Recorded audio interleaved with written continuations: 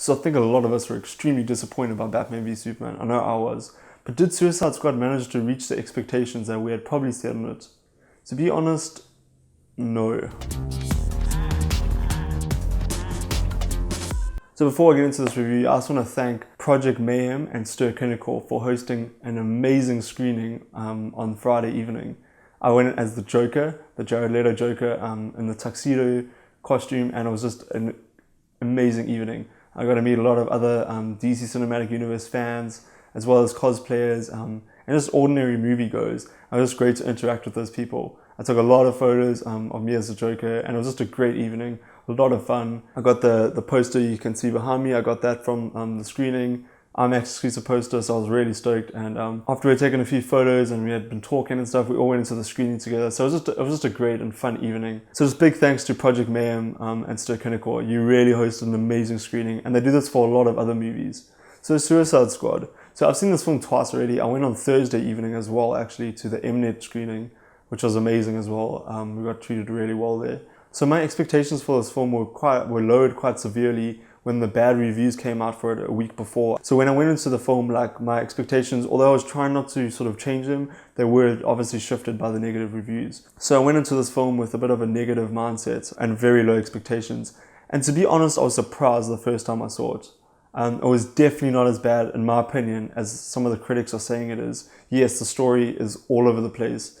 There's a lot of flaws in it, and there's a lot of frustrating moments in the film. But to be honest, I really don't think it's as bad as people are saying it is. Although saying that the second time I saw it, these flaws stuck out way more. You can just tell that there are chunks of this movie missing. In a way, you can almost see that characters have developed, but they haven't shown it in the film. And that is very frustrating to watch. You can see that a lot of the film is cut like kind of at a different pace throughout the movie. So the first act's kind of quick. Second act's a bit slower, then the third act is like just a bit all over the place. It's frustrating, but we'll get into that just now. Some of the things I really loved were definitely the cast. Like, I must say, besides a few characters who are kind of just there, the major characters like Deadshot, Harley Quinn, and even like El Diablo and even Captain Boomerang. Like, I really love these characters a lot, and I was surprised by that. Also, Viola Davis, who plays Amanda Waller, excellent role. There was a lot of good chemistry, which I was surprised about. At the end of the movie, you kind of felt that they were a team, which I think is an accomplishment. I also loved Harley Quinn and the Joker's chemistry on screen. It's the first time we've seen this in a live action film before, the Joker and the Harley Quinn chemistry and relationship. And I thought it was handled perfectly. From what I know, I don't know a lot about their origins, although I know enough. And just seeing how the characters connected to each other, related to each other, I thought was just so well done. I thought Jared Leto, although a lot of people are kind of giving criticism for the role of the Joker, I thought it was awesome. I was very surprised, actually. Although, like, I kind of thought sometimes he was copying Heath Ledger's voice. But this Joker is more of like a mob boss. He's more like involved in the organized crime of like the city. He's just really creepy as well. The Heath Ledger one's scary, I think, like very scary and menacing.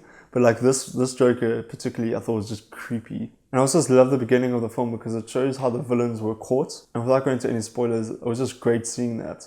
Because obviously these villains who are now in prison have had a past of crime. And it's really great to see how they ended up in prison. So that was really cool. I loved how that handled. Enjoyed the humor of the film. There were times that I laughed, but it wasn't pushed in our faces. It wasn't forced. It was just natural. It felt like it belonged there. Not like a Batman v Superman where Superman and Batman see Wonder Woman and they're like, is she with you? And then Batman goes, no, I thought she was with you. It's just lame. That was so bad. It was so cheesy. It was pathetic. But this movie had a lot more humor and it was handled way better. So I really enjoyed that part of the film as well. Some of the things I really could not stand. There's a villain in this film. Terrible villain. Careful. It's frustrating how annoying it was because the motivation of this villain is, in my opinion, pathetic. Like, it was pathetic. The reason why this villain decided to do what they did was stupid. I thought it was stupid. And then also this villain has a major flaw, which the other Suicide Squad could have stopped very quickly, but they didn't. And it frustrated me that this villain has this weakness and they couldn't be stopped because the movie just didn't let them stop them. So it was very frustrating. The villain was definitely one of my worst parts of the film. I couldn't stand it. I really couldn't.